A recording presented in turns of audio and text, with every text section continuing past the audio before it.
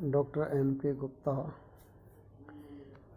BSc part 3 analytic function में हम जो चैप्टर कॉम्प्लेक्स इंटीग्रेशन का स्टडी कर रहे हैं उसमें माना कि एक असंबद्ध प्रांत G में f(z) विश्लेषिक फलन है। तो G में C का कोई कंटूर C हो तो integration over the contour C f(z) is equal to 0। That f(z) is analytic in a simply connected domain G if C is a closed contour lying in G, then integration over the contour C f(z) dz is equal to 0। इस theorem की हम study करेंगे। पिछले turn पे भी मैंने बताया था। तो इस थ्योरम को सिद्ध करने के लिए हमको एक परिमेका सिद्ध करनी है और उस परिमेका में ये दिया हुआ है कि माना कि संवृत्त कंटूर C के अंदर एवं ऊपर f(z) विश्लेषिक फलन है तो एप्सिलॉन ग्रेटर देन 0 के संगत C के अंदर क्षेत्र को परिमित n पूर्ण एवं आंशिक यानी कम पार्शियल स्क्वायर्स के मैसेज में इस प्रकार व्यक्त किया जा सकता है ताकि प्रत्येक Cj j = 1 to n में एक Zj इस प्रकार से विद्यमान होगा कि Cj j = 1 to n के अंदर तथा ऊपर प्रत्येक बिंदु Z के लिए मोड f(z) माइनस f(z)j बटे z minus z(j) minus f'(z)j less than epsilon, जहाँ Cj j = 1 to n पूर्ण स्क्वायर एवं आंशिक स्क्वायर की सीमा है। अब देखिए पहले इस परिमेका को हमें सिद्ध करना है। परिमेका की उत्पत्ति की बात करते हैं तो इस परिमेका को हम क्या है कॉन्ट्राडिक्शन के थ्रू प्रूफ करते हैं, यानी हम विरोधाभास के थ्रू प्रूफ करते हैं। हमें मान लेते हैं परिमेका क्या है असत्य है। तो परिमेका जब हमने माना है असत्य है तो एप्सिलॉन ग्रेटर देन 0 इस प्रकार से विद्यमान होगा ताकि वक्र C के अंदर वाले क्षेत्र को किसी भी प्रकार से विभक्त करने पर कम से कम एक स्क्वायर आंशिक या पूर्ण सत्य नहीं होगा। हम इसे सिद्ध करेंगे और इससे इसका विरोधाभास आएगा। यानी हमने ऊपर ये माना है कि प्रत्येक बिंदु के लिए, अब हम ये मानते हैं कि इसके जो हमने पूर्ण और आंशिक जो वर्ग बनाए हैं मैसेज बनाए हैं उनमें एक बिंदु ऐसा स्थित है जिसके लिए प्रमेय सत्य नहीं है। माना कि G संवृत्त कंटूर C के अंदर एवं ऊपर वाले बिंदुओं से बनने वाला क्षेत्र है तथा इस क्षेत्र को निर्देशीय अक्षों के समांतर बराबर दूरी पर रेखाएं खींचकर परिमित संख्या में मैसेज यानी स्क्वायर्स पूर्ण तथा आंशिक वर्गों द्वारा आच्छादित कर दिया जाता है। तो अब आप देखिए चित्र में एक कर्व है, एक्स वाई एक्सिस में लिया गया है कर्व। इसको हमने क्या है हॉरिजॉन्टल और वर्टिकल समान भागों में बांट दिया है। तो आप देख रहे हैं पूर्ण कर्व इसमें दिख रहे हैं। कर्व की बाउंड्री के सारे आपको कुछ पार्शियल कर्व दिख रहे हैं, आंशिक मैसेज, इनको मैसेज कहते हैं जालाक्षी। अब हम एक बीच में ले लेते हैं।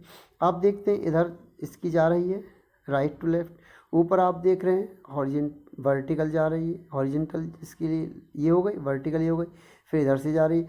आप ये देख रहे हैं इन दोनों की साइड में। अब इस वाली लाइन पर और इधर दोनों जो दिए हुए हैं एक दूसरे के विपरीत हैं। आप इस कर्व के अंदर देखेंगे दो वर्टिकल लाइनों में एक लाइन दूसरे के विपरीत है। तो जब समाकलन करेंगे एक का समाकलन दूसरे के समाकलन से कैंसिल हो जाता है। तो इस प्रकार से हम आंशिक आच्छादित कर देते हैं। हमारी मान्यता के अनुसार तो जो हमने ऊपर समीकरण ली थी मोड f(z) माइनस f(z)j बटे z minus z(j) minus f'(z)j less than epsilon कम से कम एक जालाक्षी में असत्य होगा। यदि यह एक जालाक्षी पूर्ण वर्ग हो तो इसे 4 बराबर भागों में, अब एक में हमने कह दिया असत्य होगा तो हम पुनः क्या करते हैं 4 उसको पुनः 4 भागों में विभाजित कर देते हैं। और इस प्रकार यदि वो आंशिक वर्ग है तो आंशिक वर्ग को भी आवृत करने वाले पूर्ण वर्ग को 4 बराबर भागों में हम वर्गों में विभाजित कर देते हैं। तो इस प्रकार पुनः 4 वर्गों में विभाजित करके और जो थ्योरम है वो असत्य होगा। तो इस प्रक्रिया को हम बार बार प्रक्रम को दोहराते रहते हैं परमित चरणों तक, तो आप देखते हैं कि ये समाप्त हो जाएगी और ये परमित चरणों में यदि प्रक्रिया समाप्त हो जाती है तो हमारी थ्योरम का विरोधाभास प्राप्त हो जाता है। और यदि ये प्रक्रम अनिश्चित चरणों तक चले तो हमें नेस्टेड वर्गों का एक अनुक्रम इस प्रकार से प्राप्त होगा कि प्रत्येक पिछले वाले वर्ग में कंटेंट होगा जिसमें प्रेमिका असत्य होगी। आप यहाँ पर देख रहे हैं इस प्रकार प्राप्त होगा जिसमें हमारी प्रेमिका क्या होगी, असत्य होगी। तो यहाँ हमने अभी प्रेमिका के लिए इस प्रकार अनुक्रम का जो है, अब हमको एक अनुक्रम का क्रम प्राप्त हो जाता है। तो यहाँ इस प्रकार अनुक्रम का सीमा बिंदु Z0C के अंदर होगा जहाँ प्रतिबंध संतुष्ट नहीं है, अर्थात मोड Fz माइनस Fz0 बटे Z minus Z0 minus F dash Z0 not less than epsilon. इससे स्पष्ट है कि Fz बिंदु Z0 पर अवकलनीय नहीं है, अर्थात Fz बिंदु Z0 पर विश्लेषिक नहीं है, जो कि हमारी मान्यता के अनुसार गलत है, क्योंकि Fz तो वक्र C के अंदर तथा ऊपर सभी बिंदुओं पर विश्लेषिक फलन है। इसलिए विरोधाभास यहाँ पर हमारा आता है, जो कि हमारे दिए हुए का क्या है, विरोधाभास है। अतः हमारी जो मान्यता है प्रेमिका अमान है, जो कि गलत है। फलतः प्रेमिका जो हमने लिए वो सत्य है। तो हमने जो अमान्य क्या था, हमने जो प्रेमिका को सत्य करने के लिए कहा था वो क्या हुआ, अमान्य हुआ। तो प्रेमिका को सत्य करने के लिए ये हमने देखा तो प्रेमिका हमारी सत्य हो गई। इस प्रकार हम ये देखते हैं। अब हम अपनी थ्योरम को प्रूफ करेंगे और प्रमेय की उत्पत्ति को लेंगे। प्रमेय की उत्पत्ति के लिए हम इसको आगे दूसरी थ्योरम में पढ़ेंगे, क्योंकि यहाँ गॉसर्स थ्योरम इसको कहा जाता है। गॉसर्स ने इसको प्रूफ करने के लिए प्रेमिका का सहारा लिया था। Doctor Mahesh Kumar Gupta, MSG college Bharatpur. हम एनालिटिक फंक्शन पढ़ा रहे थे, complex analysis BSc part 3 paper 2 में। देखिए कॉम्प्लेक्स एनालिसिस में एनालिटिक फंक्शन का चैप्टर पढ़ाया था, उसके बाद अब हम कॉम्प्लेक्स इंटीग्रेशन का चैप्टर हमारा चल रहा है। तो कॉम्प्लेक्स इंटीग्रेशन में हमने कॉशी इंटीग्रल थ्योरम्स को हमने प्रूफ किया था। अब उसमें कुछ चेंज करते हुए कॉशी गॉसर्ट ने उस थ्योरम को प्रूफ किया था। उन्होंने कहा था कि इसमें डेरिवेटिव कहने की ज़रूरत नहीं है, क्योंकि एनालिटिक फंक्शन होने के कारण वो स्वयं अवकलनीय होता है। तो उस थ्योरम का प्रूफ गॉसर्ट्स ने थोड़ा बदल करके दिया। उस थ्योरम को प्रूफ किया था integration over the contour C Fz dz equal to 0 होता है, Fz यदि एनालिटिक फंक्शन है तो। अब देखिए इसका प्रूफ, इसके लिए हमने कल एक प्रेमिका को, इससे पहले एक प्रेमिका को प्रूफ किया था। उस प्रेमिका का इसमें आधार लिया जाएगा तो इसको प्रूफ किया जाएगा कि हम ये कहते हैं कि माना कि एप्सिलॉन ग्रेटर देन 0। तो जो अभी पूर्व में इससे पहले वीडियो में जो प्रेमिका प्रूफ की गई है उससे प्रेमिका से, तो समृद्ध कंटूर C के अंदर वाला जो क्षेत्र है, यानी डायग्राम में दिखाए अनुसार इस तरह से जो क्षेत्र है, उस क्षेत्र को हमने हॉरिजॉन्टल एंड वर्टिकल लाइन के द्वारा फाइनाइट मैसेज में डिवाइड कर दिया। तो ये सारे जो मैसेज हैं कुछ पार्शियल होंगे, कुछ कंप्लीट होंगे, तो उनकी संख्या को हम अलग अलग कह देंगे। तो इस तरह से इनको हमने ले लिया है डायग्राम में। तो इस प्रेमिका का जो स्टेटमेंट है 7 पॉइंट, आपका जो स्टेटमेंट हमने लिया था यहाँ पर स्टेटमेंट है आपका 7.5.4 मोड Fz माइनस Fzj बटे Z minus Zj minus F dash Zj less than epsilon. ये स्टेटमेंट इस थ्योरम के प्रूफ में हम काम में लेते हैं। तो देखिए क्या हमको अब करना है इसके प्रूफ में। यहाँ से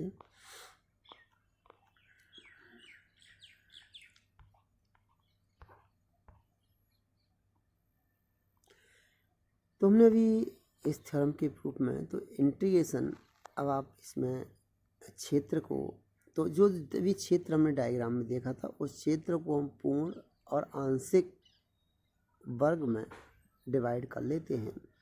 तो माना कि m पूर्ण वर्ग हैं, C1 C2 and so on Cm, तथा n जो है आंशिक वर्ग है, जो किनारे पर आते हैं वर्ग कर्व के पर, उनको हम आंशिक वर्ग कहेंगे। उनको d1 d2 and so on dn के द्वारा जो भी परिसीमा के भाग होंगे में विभाजित किया जा सकता है। अब आप देखिए, इनको विभाजित करने के बाद इस तरह से हमने जो इनको विभाजित किया है, विभाजित करने के बाद तो अब आप देख रहे हैं कि संपूर्ण जो इंटीग्रेशन हुआ, इस संपूर्ण इंटीग्रेशन को लिखा जा सकता है जब किसी वर्ग के सापेक्ष हम रेखा समाकलन के द्वारा इंटीग्रेशन करते हैं। Suppose A B C D कोई वर्ग है, उसका हम समाकलन करें तो ए बी के सापेक्ष, बी सी के सापेक्ष, सी डी के सापेक्ष और डी ए के सापेक्ष करेंगे। जब दूसरा वर्ग हम उसके एडजॉइनिंग मिलेंगे ए डी वन लेंगे। तो आप देखिए, पहले हमने डी ए के सापेक्ष किया था, अब दोबारा जब वर्ग का हम समाकलन करेंगे तो ए डी के सापेक्ष होगा। एक डी ए के सापेक्ष है, एक ए डी के रेस्पेक्ट में। तो दोनों को जब हम ऐड करेंगे तो डायरेक्शन के अकॉर्डिंग दोनों कैंसिल हो जाएंगे। तो यहाँ यही हमारे लिए बताया गया है। तो इसलिए अब इन सबको इंटीग्रेशंस को यदि हम जोड़ दें रेखा समाकलन के द्वारा लिए गए, तो summation j is equal to 1 to m integration over the contour C J F Z D Z plus summation k is equal to 1 to n integration over the contour d1 F Z D Z. ये हम समीकरण number 7.5.5 आ जाती है। यानी जितने भी हमने उसमें हॉरिजॉन्टल वर्टिकल लाइन के द्वारा फाइनाइट नंबर्स में परमित संख्या के जो मैसेज में हमने डिवाइड किया था, वहाँ इसको ले लिया है। प्रत्येक कंटूर के अंदिश कहा गया भी है इसमें कि अंदिश वामावर्त दिशा में सी को लिया गया है। अब आप देखिए, जो इक्वेशन 7.5.1 है, इनका जो सम है, मैं प्रत्येक पूर्ण एवं आंशिक वर्ग को प्रत्येक सीधी रेखा एक दूसरे की विरुद्ध दिशा में 2 बार ली गई है। मैंने अभी आपको बताया था, इसे ए बी सी डी वर्ग लेते हैं तो एक में हम जब ए बी के सापेक्ष करेंगे तो दोबारा दूसरे को बी ए के सापेक्ष करना पड़ेगा उसके एडजॉइनिंग वर्ग में, तो दोनों कैंसिल हो जाएंगे। तो ली गई है। अतः इन वर्गों को सीधी रेखाओं के अंदिश समाकलन आपस में कट जाएंगे और केवल वही समाकलन बचेंगे जो कि आंशिक वर्गों की वक्र पर सीमा के अंदिश होंगे, क्योंकि वे समाकलन केवल एक बार वर्णित है। तो इन समाकलनों का योग integration over the contour C F Z D Z के बराबर होगा। इसलिए integration over the contour C F Z D Z is equal to summation J is equal to 1 to m integration over the contour C J F Z D Z plus summation K is equal to 1 to n integration over the contour D K F Z D Z. ये बात बिल्कुल clear समझ में आ जानी चाहिए equation number 7.5.6 कि हम जो समाकलन कर रहे हैं केवल आंशिक वर्गों की बाउंड्री की जो 7 आंशिक अवकलन हैं वही सीमाएं बचेंगी, क्योंकि भीतर जितने भी कंप्लीट मैसेज हैं, कंप्लीट वर्ग हैं, एक वर्ग दूसरे के एडजॉइनिंग में है। एक रेखा का हम जब समाकलन करेंगे दूसरे वर्ग के साथ समाकलन करेंगे तो दोनों आपस में विपरीत दिशाओं में आएंगे और विपरीत दिशाओं में होने के कारण एक दूसरे से कट जाते हैं। तो इस तरह से पूरे वक्र के अंदर जो भी पूर्ण मैसेज हैं, वर्ग हैं और अपूर्ण वर्ग हैं, आंशिक वर्ग हैं, तो उनके सभी के कट करके केवल जो बाउंड्री के सारे समाकलन है वक्र भाग का वही बचेगा। और चूंकि ये जो समाकलन है वो integration over the contour C F Z D Z के बराबर है, तो इसलिए इस इक्वेशन से हमने 7.5.6 को लिख दिया। अब चूंकि हम ये पहले प्रमेय का सिद्ध कर चुके हैं कि उसमें हम इसको लेंगे, तो हम उसमें थोड़ा सा सब्स्टिट्यूशंस कर लेते हैं कि इंटीग्रेशन ओवर द इंटीग्रेशन के लिए कि नीटा जेड मोड ऑफ नीटा जेड लेस देन एप्सिलॉन का मान ले लेते हैं। तो असीम का जो हमने ऊपर है 7.5.4 उससे हम ये लेते हैं, क्योंकि जो उसमें मोड है, मोड को हटाने के लिए हम ये चेंज करते हैं थोड़ा सा कि F Z minus F Z G बटे Z minus Z I minus F dash Z I is equal to नीट आई जेड। यहाँ पर हम ये मान लेते हैं क्योंकि हमने कह दिया कि मोड ऑफ नीट आई लेस देन एप्सिलॉन, इसको मान लिया है, तो इसलिए दोनों तरफ से मोड हटा करके इसको मैं चेंज कर दिया। अब आप देखिए इसको मल्टीप्लाई कर लिया हमने, क्रॉस मल्टीप्लिकेशन कर दिया, तो फिर इसमें से हमने एफ जेड की वैल्यू कर ली। तो इसलिए नीट आई जेड को नीचे मल्टीप्लाई कर दिया इसमें, तो हमने फिर इसको सॉल्व कर लिया। सॉल्व करने के बाद हमने एफ जेड, क्योंकि हमको वैल्यू किसकी चाहिए, एफ जेड की, तो F Z is equal to F Z I minus Z I F dash Z I plus Z F dash Z I plus Z minus Z I नीटा I Z 7.5.7 इसको equation का number डाल दिया। अब हमने integration over the contour C J रख दीजिए, C I रख दीजिए, I is equal to 1 to n है, एक में I is equal to 1 to m है। तो एफ जेड डी जेड के अंदर वैल्यू रखी। अब आप यहाँ देखेंगे जब वैल्यू रखी हमने इसमें, तो इंटीग्रेशन ओवर द कंटूर सी पहले हम प्रूफ कर चुके हैं, डी जेड इजिकल टू 0 होता है क्लोज कंटूर के लिए, और integration over the contour C Z D Z 0 होता है, हम पहले प्रूफ कर चुके हैं। तो ये दोनों में वैल्यू सब्स्टिट्यूट करेंगे तो जेड डी जेड की वैल्यू 0 हो जाएगी और डी जेड की वैल्यू 0 हो जाएगी। शेष हमारा जो बचा हुआ भाग है उसको हम इस में रख देंगे। तो आप देखेंगे integration over the contour C F Z D Z is equal to integration over the contour C J Z minus Z J नीटा जे जेड डी जेड, ये हमारे पास में बच जाता है। तो इसको हमने नेक्स्ट इक्वेशन नंबर 7.5.8 दे दिया। अब आप देखिए नेक्स्ट कि यदि जेड जे सी जे के अंदर कोई बिंदु है और Z is not equal to Z J है, तो सी जे पर स्थित J is equal to 1 to n के लिए कोई बिंदु है। अब माना कि जो वर्ग सी जे है कि भुजा की लंबाई एल जे है तथा क्षेत्रफल ए जे है, तो भाई सी जे जो है कंप्लीट वर्ग हैं, पूर्ण वर्ग हैं, तो उनकी भुजा की लंबाई हम ले सकते हैं, एल जे ले लिया हमने, उसका क्षेत्रफल ए जे ले लिया, वर्ग है इसलिए A J is equal to L J square हो जाएगा। तो हम इसका मोड निकालते हैं, तो इसलिए mod integration over the contour C J Z minus Z J नीटा जे एफ जेड नीटा J Z D Z is equal, तो इसका मोड लेंगे। तो जैसे ही आप जानते हैं कि mod of z1 plus z2 less than is equal to mod z1 mod z2 plus z2 होता है, और चूंकि यहाँ पे हम इंटीग्रेशन में ले रहे हैं तो जैसे ही इसका इंटीग्रेशन से अंदर ले जाएंगे तो less than is equal to integration over the contour C J mod z minus Z J और मोड नीटा जे जेड और मोड डी जेड में आ जाएगा। इसका चेंज कर लेते हैं। अब आप ये जानते हैं कि जेड माइनस जेड जे क्या है, लंबाई है, किसकी है, विकर्ण की लंबाई है। वर्ग के अंदर जेड कोई जे अंदर पॉइंट है, तो इसलिए ये mod of Z minus Z J विकर्ण की लंबाई है, और वर्ग के अंदर विकर्ण की लंबाई निकाल लेते हैं क्योंकि वर्ग की भुजाएं सभी बराबर होती हैं, पाइथागोरस थ्योरम लगा देते हैं।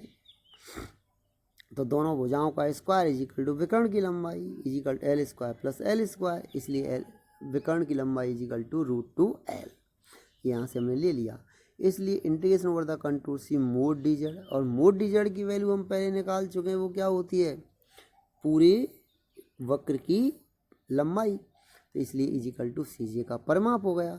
और सी जे का परिमाप क्या होगा, भाई सी जे तो पूर्ण वर्ग हैं, तो वो क्या होगा, भुजा इंटू 4, कहने का मतलब वर्ग की पेरीमीटर, वर्ग का परिमाप।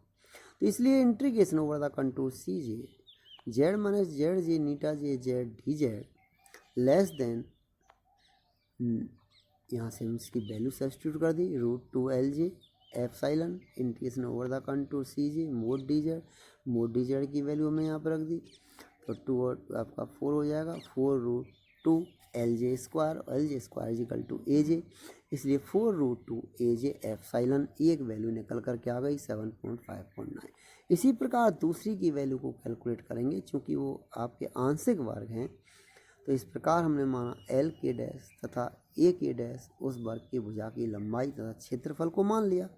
क्योंकि वो आंशिक है, डी के पर है, तो उसकी हम निकाल लेते हैं integration over the contour C D K F Z D Z का मोड, उसकी वैल्यू निकालते हैं इजिकल टू, इसमें वैल्यू सब्स्टिट्यूट कर देते हैं, mod of D K Z minus Z K नीटा K Z D Z less than is equal to, bifurcate करते हैं, मोड को अलग अलग लगाते हैं, जब लेस देन इजिकल टू में कन्वर्ट हो जाएगा तो मोड जेड माइनस जेड के मोड नीटा K Z mode D Z value रख दी हमने √2 L K dash epsilon integration over the contour D K mode D Z. अब आप देखिए ये परिमाप होगा integration over the contour D K mode of D Z, लेकिन ये आंशिक वक्र हैं, तो आंशिक वक्र डी के का परिमाप हो गया, तो लेस देन इजिकल टू, अब आप देखिए वहाँ तो क्या था 4L के था, अब ये क्या है कि वक्र भाग है तो कुछ बड़ा हो सकता है, तो हमने उसको एक प्लस एस के से और डिनोट कर दिया कि अगर थोड़ा बहुत ज़्यादा है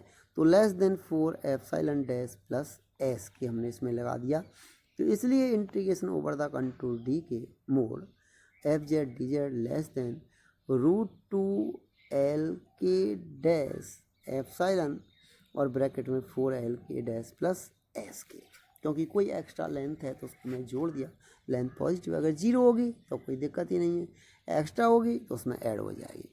अब हमारे पास में इक्वेशन 7.5.10 के रूप में आ जाती है, इससे पहले 7.5.9 के रूप में आती है, इन दोनों इक्वेशंस को हम ऐड कर देते हैं, वैल्यू रख देते हैं, जो हमने पूरे 7.5.6 जो इक्वेशन निकाली थी उस इक्वेशन में हम integration over the contour C जे और integration over the contour D के जो दोनों की वैल्यूज निकाली हैं उनको हम इसमें रख देते हैं, तो वैल्यूज रखने के बाद हमको मिला कि mod of integration over the contour C J is equal to less than J is equal to 1 to m आ जाएगा, ये 4√2 AJ epsilon plus summation K is equal to 1 to n आ जाएगा √2 एप्सिलॉन ब्रैकेट में 4 AK dash plus L K dash S K. Okay, now is equal to इसको simplify कर लें तो यहाँ 4√2 एप्सिलॉन दोनों में से बाहर कर लिया प्लस वो ब्रैकेट में summation J is equal to 1 to m AJ plus summation K is equal to 1 to n AK dash plus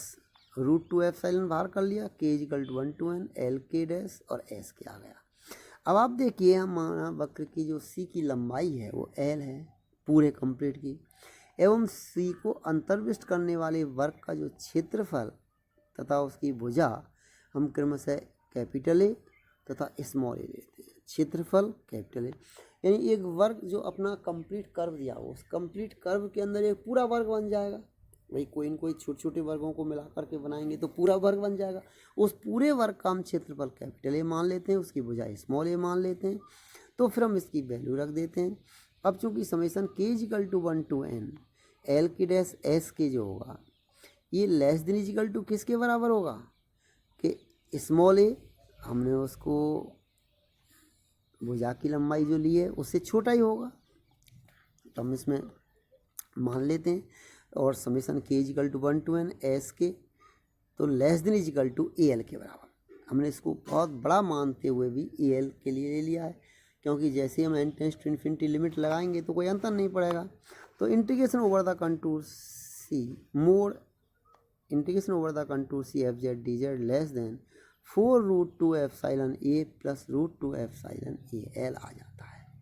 तो यहाँ एप्सिलॉन दोनों में कॉमन आ गया, तो अब हम यहाँ पर देखेंगे इसको हम कोई दूसरी संख्या से बीटा से कम्युनिकेट कर देते हैं, तो mod integration over the contour C F Z D Z less than epsilon beta, तो इसलिए ये एप्सिलॉन क्या है स्वेच्छ राशि है, तो mod integration over the contour C F Z D Z tends to 0 as epsilon tends to 0, क्योंकि epsilon तो बहुत स्मॉल राशि है, जितने इनकी भागेज की मैसेज की संख्या छोटी होगी तो हम इस तरह से इसको ले सकते हैं, तो इसलिए integration over the contour C F Z D Z is equal to 0 इस तरह कॉसी-गॉसर्स ने अपनी इस प्रमेय का प्रूफ दिया था। तो यहाँ कॉसी-गॉसर्स प्रमेय का ये प्रूफ है, तो हम यहाँ से इस तरह से इस प्रमेय का प्रूफ कर सकते हैं।